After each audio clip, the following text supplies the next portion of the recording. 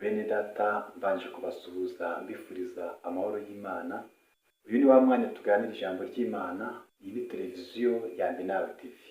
Ndabasuhuje rero abadukurikiye mu mpande enye z'isi, aho mu majyaruguru, burengerazuba, mu majyepfo, burasirazuba. Ndabashuhuje mwebwe mudukurikiye, Imana ibahe umugisha.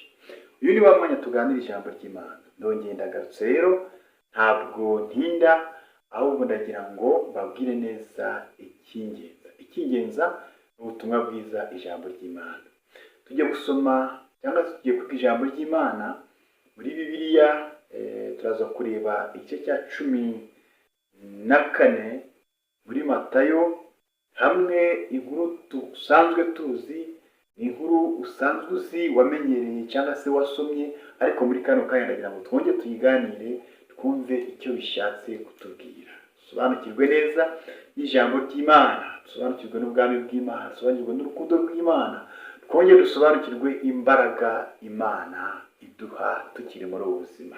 Ubuzima bwo guhangana n'isi, ubuzima bwo guhangana n'imyuka mibi, kandi tukazahava dutabarutse, tukazahabwa ingororano. Bene data rero, ndakwinginze muri kano kanya dukurikiye, mwebwe mudukurikiye, dutangirane kandi dusozanye kugira ngo tugire icyo dutora muri iri jambo ry'Imana. Imana ibahe umugisha.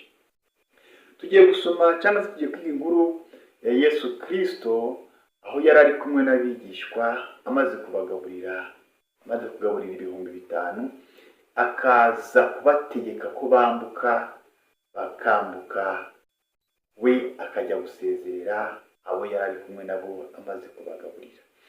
Tugiye gusoma rero muri Matayo, turasoma ibice 14, igice cya 14 turaza guhera ku murongo wa 22. Mwene data unyanganire dusome kugira ngo tubane dusobanukirwa neza iri jambo.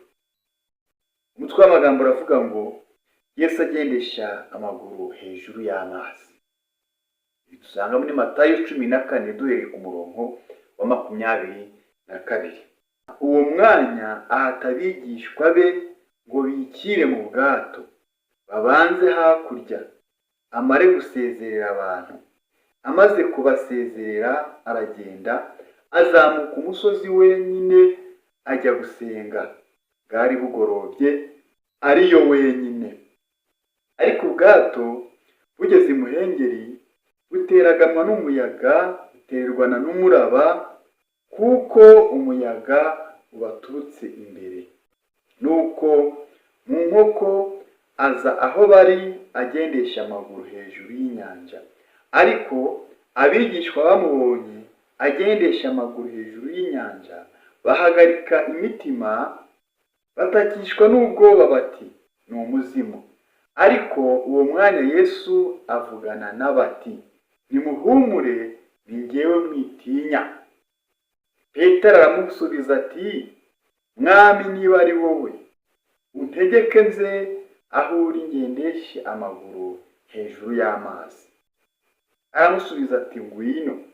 Petero ava mu bwato, agendesha amaguru hejuru y'amazi ngo asange Yesu. Ariko abonye umuyaga ko ari mwinshi, aratinya. Atangiye kurengerwa, arataka ati, Databuja, nkiza. Uwo mwanya Yesu arambura ukuboko kwe, aramufata, aramubwira ati, yewe ufite kwizera guke we, ni iki gitumye ushidikanya? Baratambuka bajya mu bwato, umuyaga uratuza.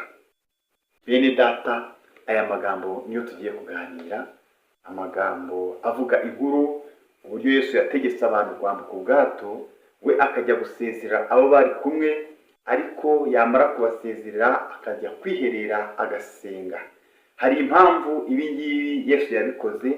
Aba bantu bambutse ubwato atari uko babishaka, birashoboka ko bashakaga ko bagumana na Yesu, ariko Yesu arategeka ngo nibambuke. Kuba ari Yesu wari ubabwiye ngo bambuke, cyangwa se wari ubabwiye ngo bafate ubwato bambuke, abubategetse, ibi ntibivuze ko badashobora guhura n'ibibazo. Ibi ntibivuze ko badashobora guhura n'umuraba. niyo byaba ari mu bushake bw'Imana, umuyaga uraza, umuraba uraza. Hari impamvu abantu benshi bibwira ko gusenga bashizeho umwete bidashobora kubageza ku bibazo runaka. Turi mu isi y'ibibazo, niyo wasenga uri umwizerwa uko byagenda kose ibibazo uhura nabyo. Icyo usabwa ni ukubana n'Imana, icyo usabwa ni ugusaba Imana ikabana nawe.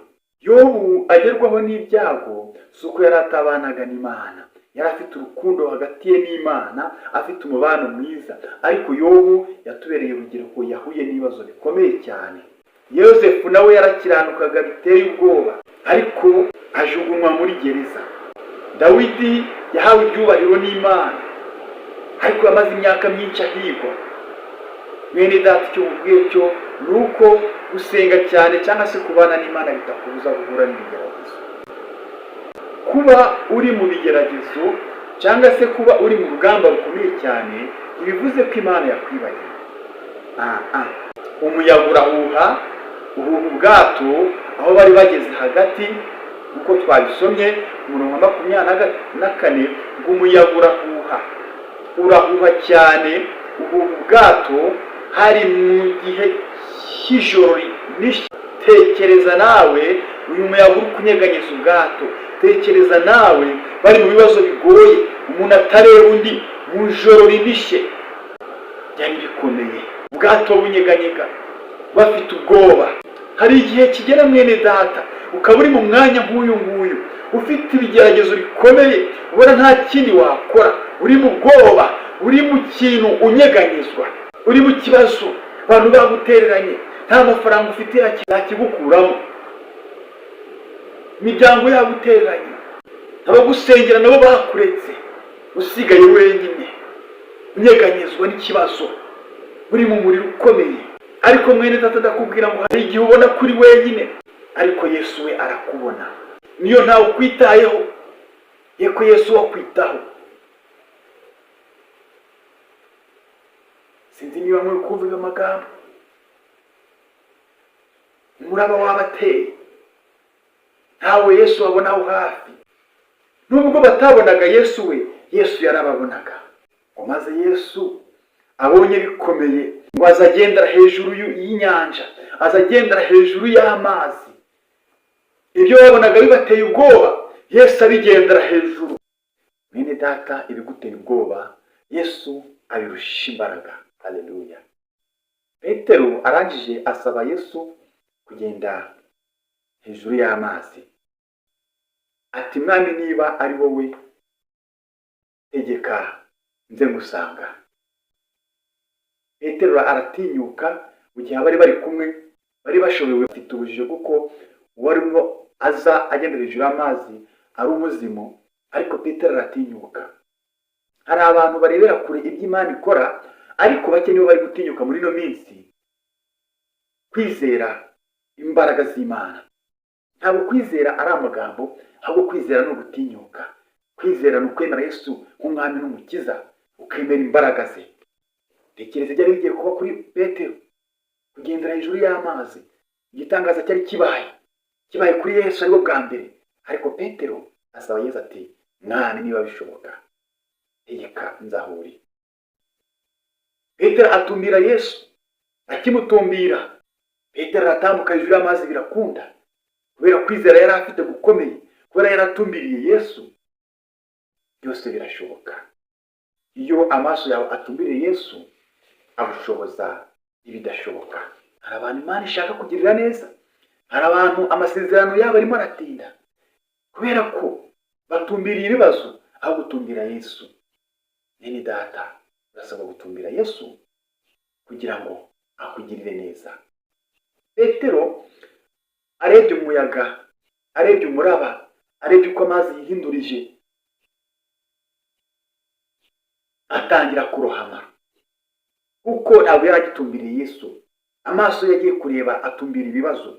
Mwene data uri udukurikiye, urasabwa gutumbira Yesu aho gutumbira ibibazo ufite, aho gutumbira ibigeragezo urimo kunyuramo. Tumbira Yesu, urimo harire byose azabigushoboza.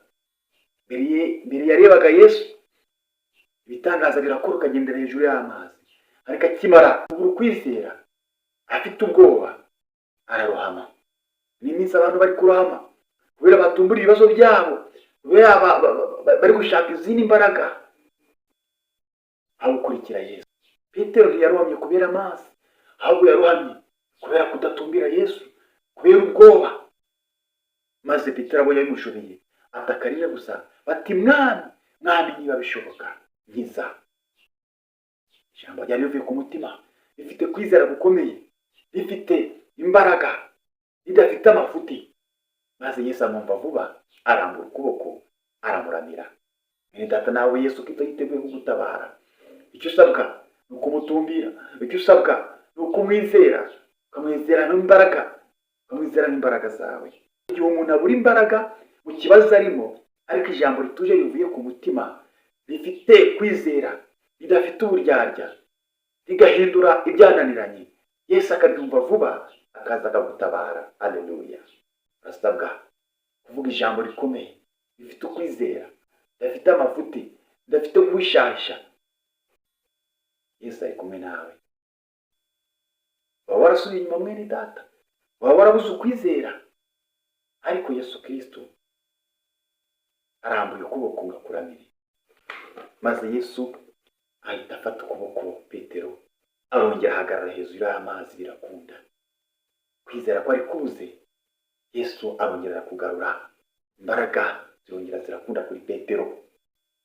Ahita amufata mu gihe abandi bari bamurebera, bari mu bwato bashoboye, nabo baravuga ati niba ikibaye kuri Petero, abantu babuze icyo bakora mu kigeragezo cyawe, Yesu aba ari kumwe nawe akagutabara.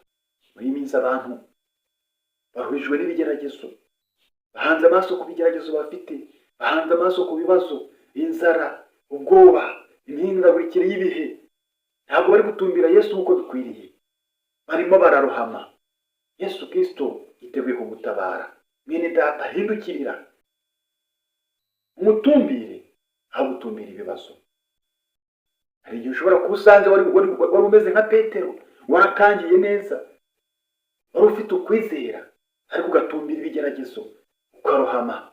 Data, ndaguhamagarira kugira ngo wongere usubire ku rufatiro, wizere Yesu Kristo nk'umwami wawe n'umukiza, yiteguye kukongera kugufata ukuboko. Inkuru nziza ya Yesu Kristo nuko akirambuye ukuboko, yiteguye kukuramira. Ndagira ngo dusoze iri jambo babwira amagambo cyangwa se interuro enye. Ijambo rizima twakagendeyeho nuko uyu Petero yarohamye kubera amazi, ahubwo yarohamye kubera ubwoba. Iyo dutumbire Yesu dukora ibidasanzwe, dutumbire Yesu dukoresha ibishoboka byose byananiranye, kuko imbaraga ze nta kizinanira. Yesu ntatererana abayo. Waba uri umunyabyaha, Yesu ntiyagutererana. Waba ufite ubwoba bukomeye ukumva hari utababarirwa ibyaha byawe, Yesu ntiyagutererana, abana nawe. Ndata nakubwira ngo ukuboko kwa Yesu Kristo kurusha imbaraga ibibazo uri kugendamo. Umwiringire azagushoboza. Kadusenge. Uwiteka Mana yacu, iri jambo ryawe rirakomeye, iryo kwizera n'iryo kwiringira. Tubonye ko imbaraga zawe zisumba byose. Ibyo dusaba ni ugutumbira tukabikwereka, Data mwiza, ibindi tukabiguharira. Ngaho rero duha imbaraga, duha Umwuka Wera utuyobora muri byo, mu izina rya Yesu Umwami wacu. Amen.